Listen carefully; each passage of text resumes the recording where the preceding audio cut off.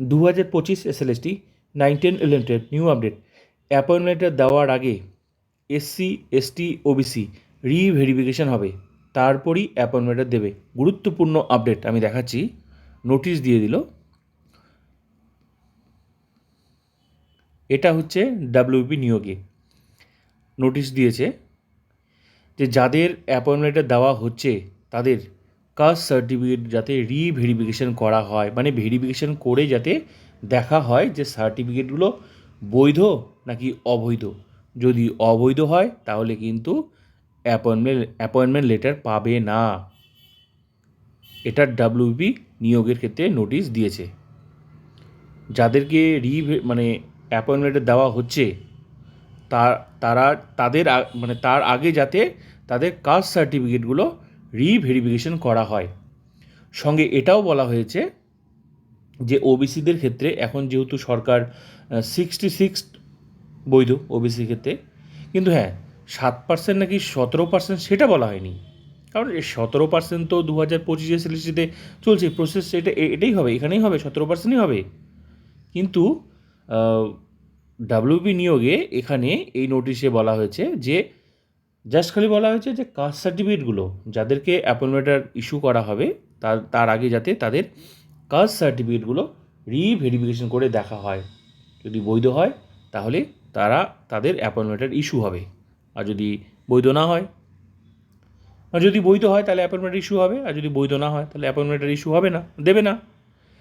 তার মানে 2025 SLSTতেও কিন্তু এখানেও সম্ভাবনা আছে, যেহেতু এখন 2011 পর সমস্ত কাস্ট সার্টিফিকেট রিভেরিফিকেশন শুরু হয়েছে।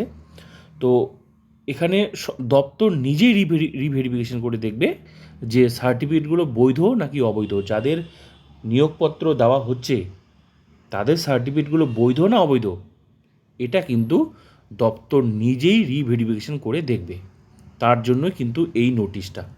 তবে এখানে এই নোটিশে WB নিয়োগে এখানে এটা বলেছে যে 66 তালিকায় আছে কি না, 7 নাকি 17 সেটা বলেনি, 66-এর মধ্যে আছে কি না সেটাও দেখতে বলেছে ওবিসি নিয়ে। এটা শুধু ওবিসি নিয়ে, আর বাকি তো 2011 পর তো সমস্ত কাস্ট সার্টিফিকেট রিভেরিফিকেশন শুরু হয়েছে, সেটা দপ্তর নিজেই করে দেখবে, তারপরই অ্যাপয়েন্টমেন্ট লেটার ইস্যু করবে।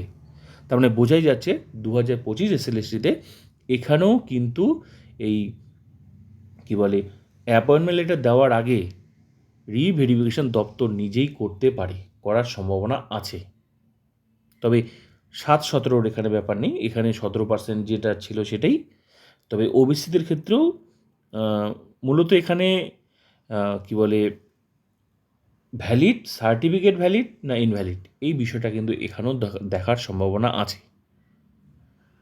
ঠিক আছে, এখন বিষয় হলো যদি জাল সার্টিফিকেট হয়, জাল সার্টিফিকেট নিয়ে তো কেউ তো আর চাকরি করতে পারে না। আর হ্যাঁ, তবে হ্যাঁ যেটা যেমন হচ্ছে ওবিসিদের ক্ষেত্রে যেমন 66 করেছে, তবে এখানে যেহেতু WBতে 66-এর ব্যাপারটা দেখতে বলেছে, তো আমার মনে হচ্ছে এখানে 66-এর বাইরে যারা আছে, মানে যারা বাদ গেছে এই মুহূর্তে সরকারের মানে হিসেবে আর কি, যারা বাদ 66-এর, তারা এখানে তাদের চাকরিটা থাকবে, তারা হয়তো বাদ যাবে না। কিন্তু যেগুলো অবৈধ উপায়ে সার্টিফিকেট তৈরি হয়েছে, যে ভ্যালিড না ইনভ্যালিড, সেগুলো কিন্তু সার্টিফিকেট সরকার রিভেরিফিকেশন করে দেখবে, আমার যা মনে হচ্ছে। কারণ রিভেরিফিকেশন তো একমাত্র বৈধ হলেই তো থাকবে। কিন্তু ওবিসির যে বিষয়টা, ওবিসির ব্যাপারটা একদমই আলাদা, কারণ এখানে 7-17 ব্যাপার আছে, 66-এর ব্যাপার আছে, 66-এর বাইরে আবার ব্যাপার আছে। তো এখানে যেহেতু বাদ চলে গেলে তো আবার 2016 যেহেতু এখানে ব্যাপার আছে, তারা অনেকে চাকরি পাবে না, কারণ 2016 তো আর বাদ ছিল না। তো এখানে আমার মনে হয় ওই 66-এর যে বাইরের ব্যাপারটা এই 2025 SLSTতে আসবে না।